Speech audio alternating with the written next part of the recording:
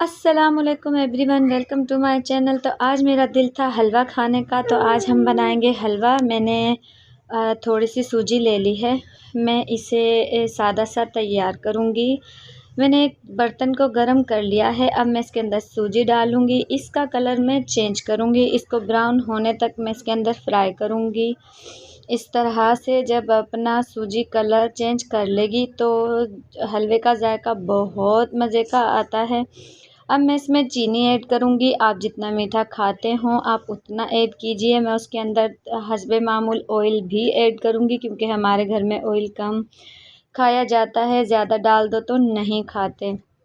तो मैंने इसमें ऑयल और शुगर अपने मुताबिक डाल ली है। जैसे आप खाते हो आप लोग वैसे डाल लें। अब मैं इसमें ज़रा पानी ऐड कर लूँगी। मैंने इसके अंदर पानी डाल लिया है जिसके अंदर मेरा हलवा तैयार हो जाए। मैं बिल्कुल इसके अंदर इतना पानी ऐड करूँगी जिसके अंदर हलवा तैयार हो जाए।